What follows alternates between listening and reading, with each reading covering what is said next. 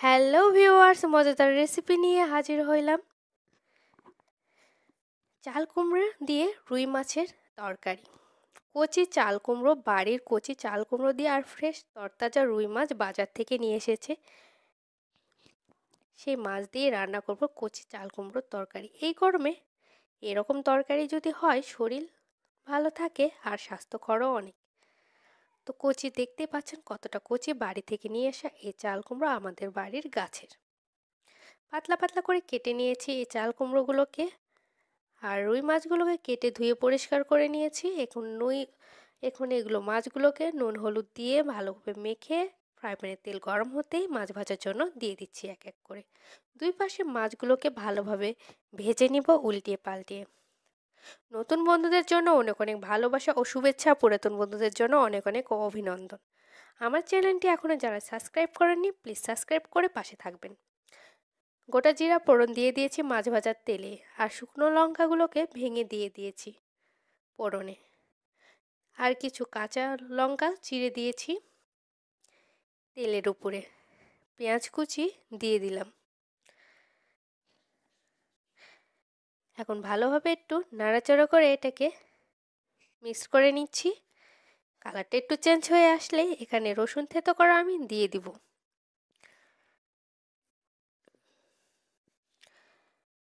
রসুন থেতোটা আমি দিয়ে দিয়েছি, ভালোভাবে আবারও নাড়াচাড়া করে এটাকে মিক্সড করে নিব। এখন পরিমাণ মতন এখানে হলুদ গুঁড়ো আর স্বাদ মতো লবণ দিয়ে দিচ্ছি। লবণ দিয়ে দিয়েছি, লবণ আর হলুদ গুঁড়ো দিয়ে দিয়েছি। দেওয়ার পরে আবার অনবরত নেড়েচেড়ে এটাকে মিক্সড করে নিচ্ছি। শুকনো লঙ্কার গুঁড়ো দিয়েও এটাকে আবার অনবরত নেড়েচেড়ে এটাকে মিক্সড করে নিব। আর কিছু মশলাও দিয়ে দিলাম এখানে, আদা জিরা পেস্টটা দিয়ে একসাথে ভালোভাবে মিক্সড করে ভালোভাবে কষানোর জন্য এটাকে অল্প পরিমাণ একটু জল অ্যাড করে দিব, মশলার বাটি ধোয়া জলটা, যাতে মশলাগুলো লেগে না যায়। ভালোভাবে অনবরত নেড়েচেড়ে মশলাগুলোকে ভালোভাবে কষিয়ে নিব যাতে তেল উপর থেকে ছড়িয়ে পড়ে। মশলাগুলোকে যত কষাবেন তত কিন্তু রান্নাটা ভালো হয়, যে কোনো রান্নাতেই। মশলা থেকে তেল ছড়িয়ে পড়েছে, এ পর্যায়ে কেটে রাখা চাল কুমড়োগুলো দিয়ে দিচ্ছি। অনবরত নেড়েচেড়ে এটাকে মিক্সড করে নিচ্ছি, একটু ভালোভাবে একটু মিক্সড করে নিচ্ছি। আশা করি এই রেসিপিটা আপনাদের সবার ভালো লাগবে। আর এই গরমে কচি কুমড়ো বাজার থেকে পেয়ে যাবেন, আর তাজা মাছ দিয়ে যদি রান্না করেন এই দুপুরবেলা গরমের দিনে খুবই ভালো লাগবে।